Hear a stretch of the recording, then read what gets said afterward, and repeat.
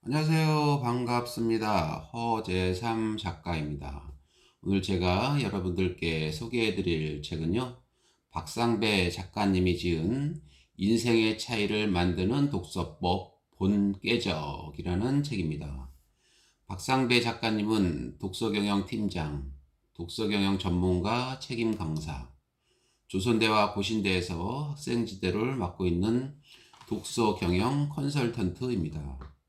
책 제목인 본계적이라는 뜻은요, 책에서 본 것을 깨닫고 삶에 적용하는 독서법입니다.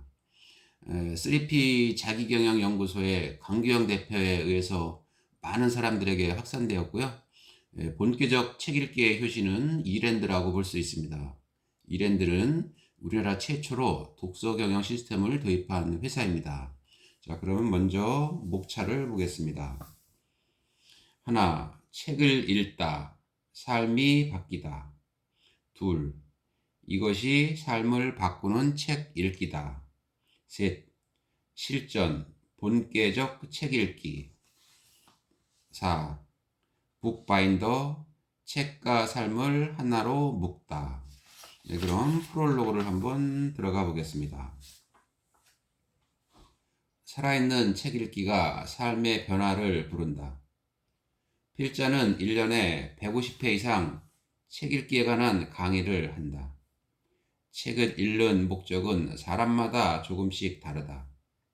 그냥 재미를 위해 읽는 사람도 있고, 삶의 위안을 얻기 위해 읽는 사람도 있고, 책을 통해 좀 더 적극적으로 삶을 바꾸고 싶은 사람도 있다.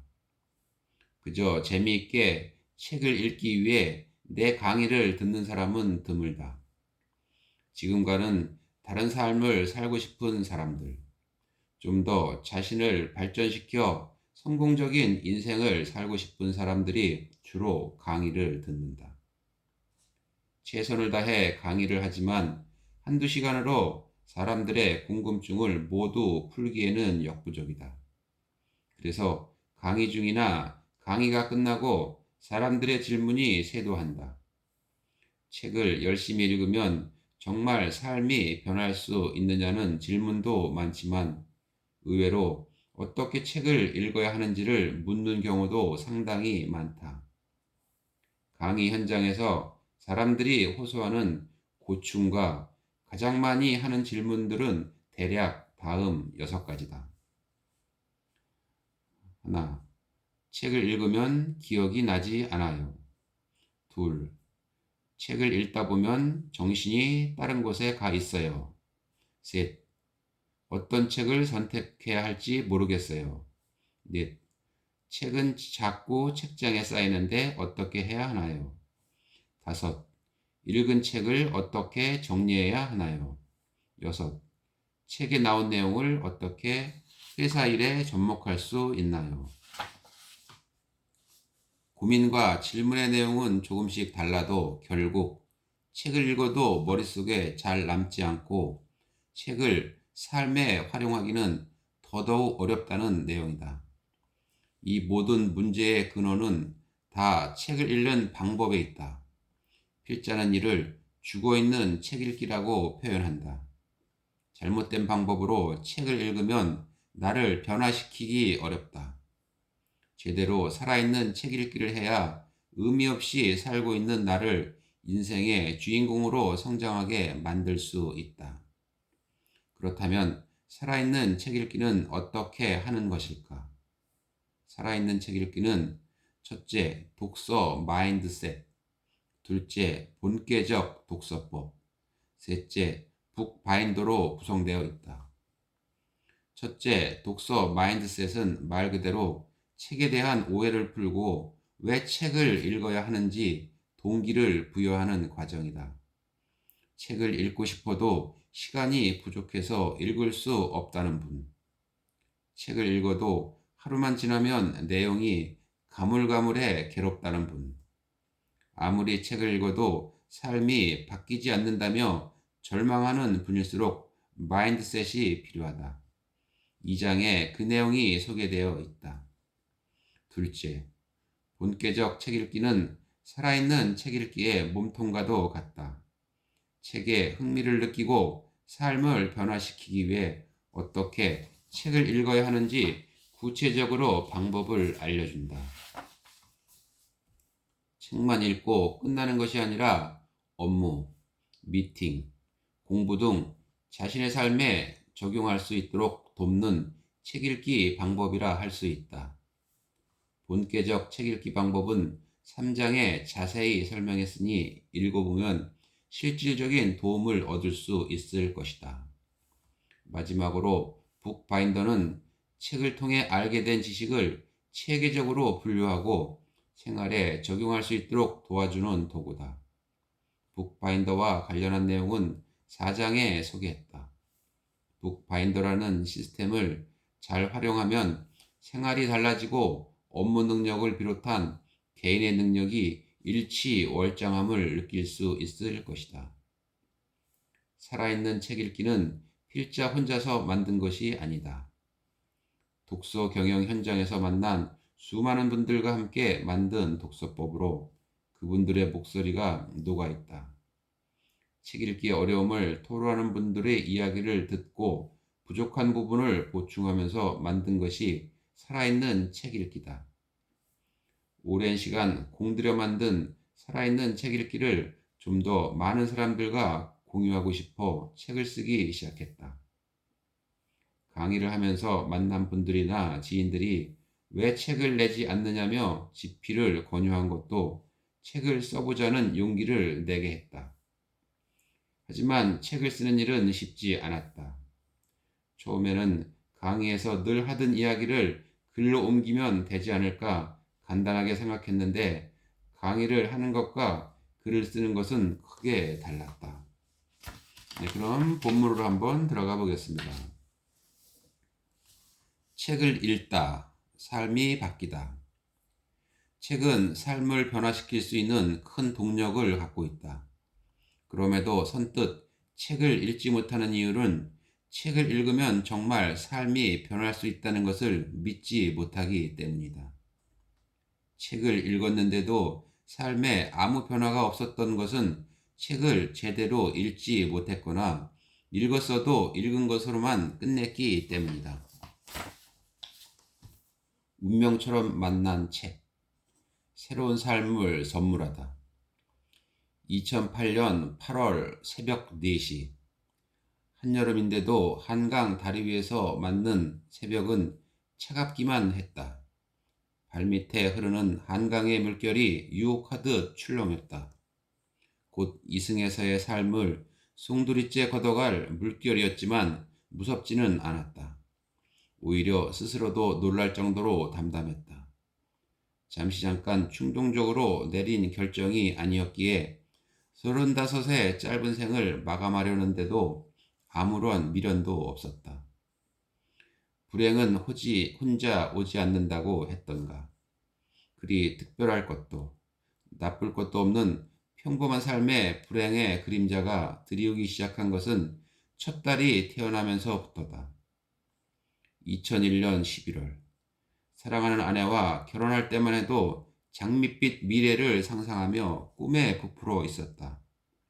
잠시 동안이나마 꿈은 현실이 되는 듯했다. 2003년 3월 드디어 예쁜 딸아이가 우리에게로 왔다. 모든 아빠들이 그렇겠지만 세상을 다 얻은 듯 기뻤다. 기쁨은 오래가지 못했다.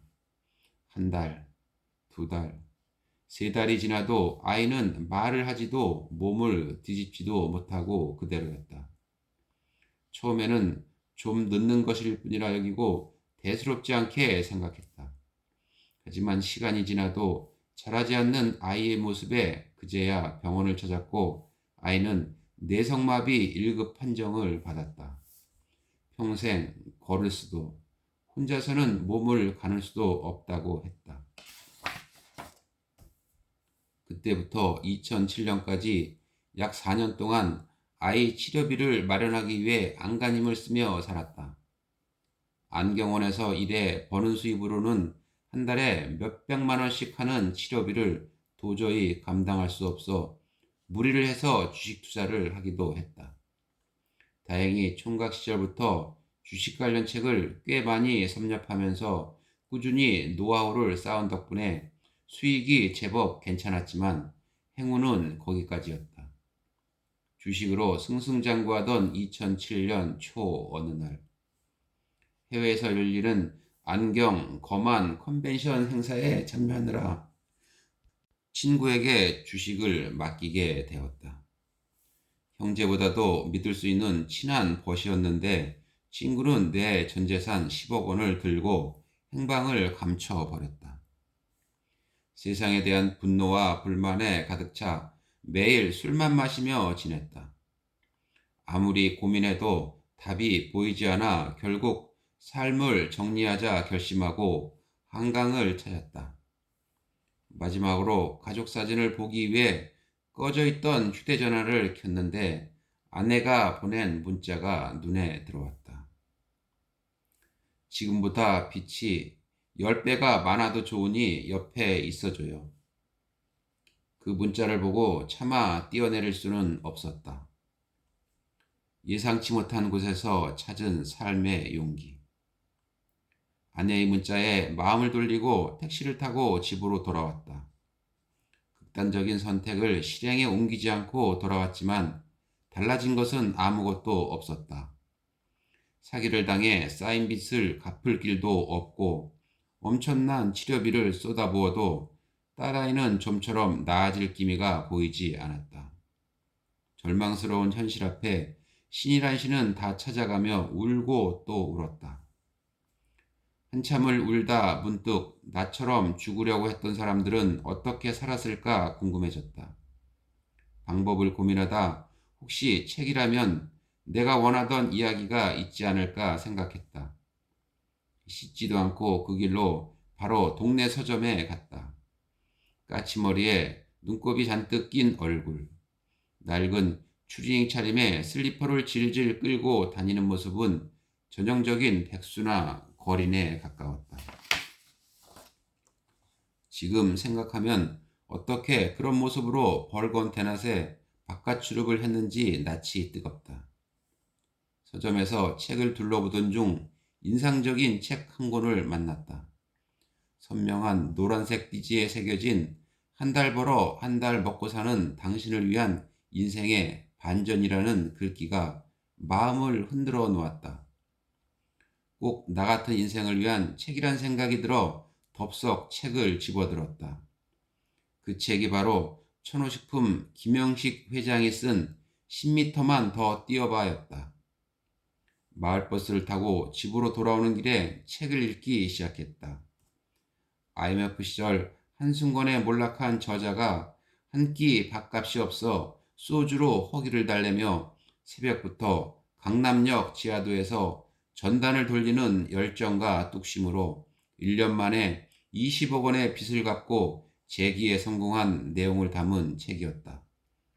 나보다 더 어려운 상황에 처했던 저자가 죽으려던 마음을 접고 재기한 이야기는 벅찬 감동으로 다가왔다. 같은 처지였다는 것 하나만으로도 동질감이 느껴졌다. 나도 일어설 수 있겠다는 용기를 얻었다. 책을 다 읽고 곧바로 저자가 운영하는 뚝심 카페에 가입했다. 나와 처지가 비슷한 사람들이 많아 큰 위로가 되었다.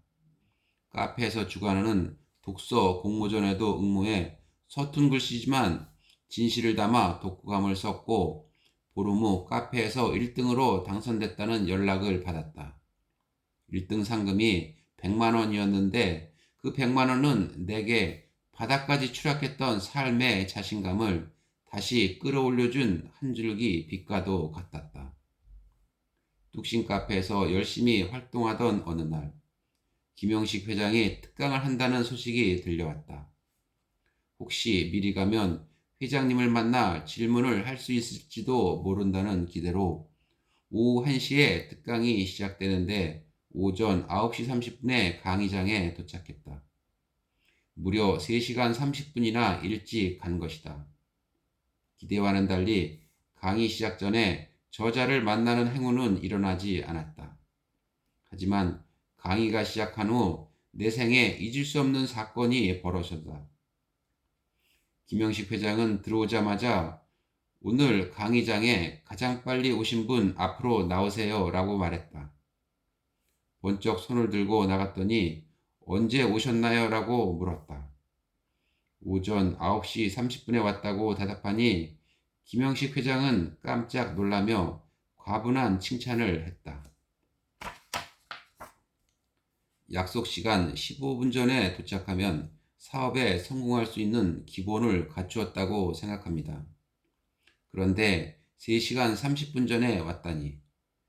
세상에 이런 분이라면 반드시 성공합니다.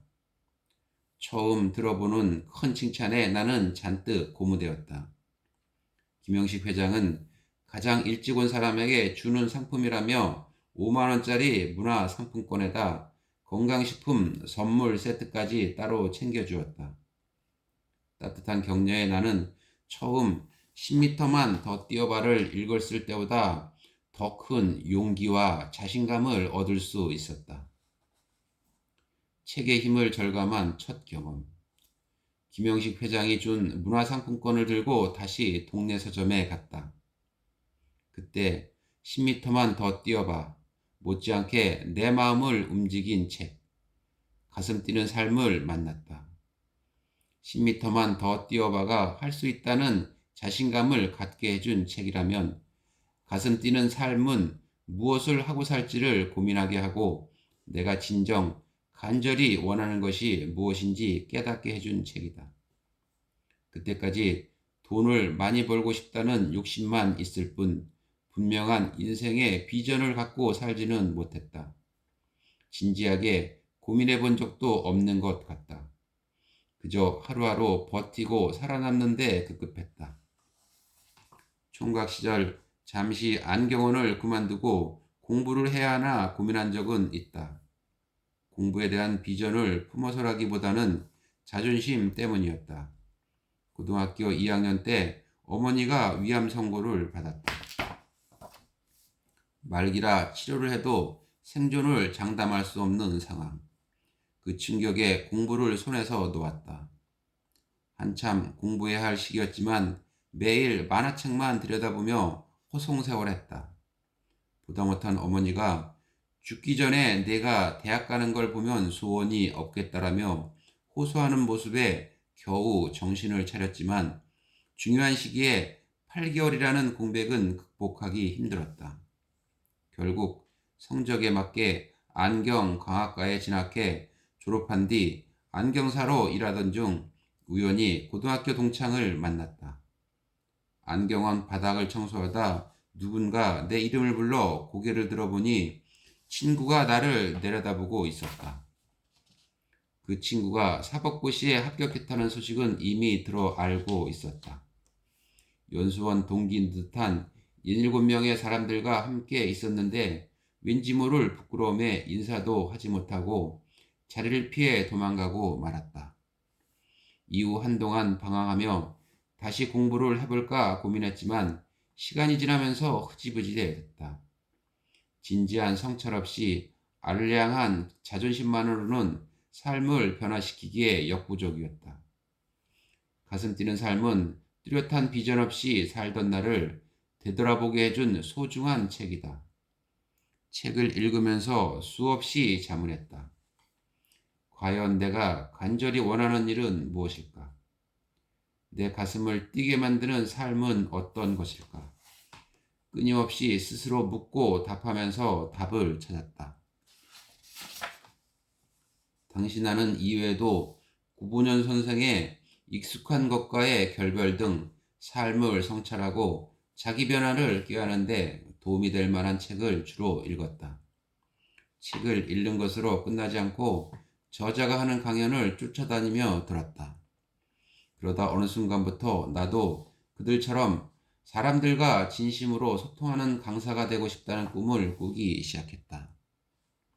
안경사로서의 삶은 좋지도 나쁘지도 않았다. 그게 문제였다. 네, 오늘 저는 여기까지 읽어드리고요. 이 책 한번 구입해서 정독해 보시기 바랍니다. 네, 그럼 저는 다음 시간에 새로운 책을 가지고 또 찾아뵙도록 하겠습니다. 감사합니다.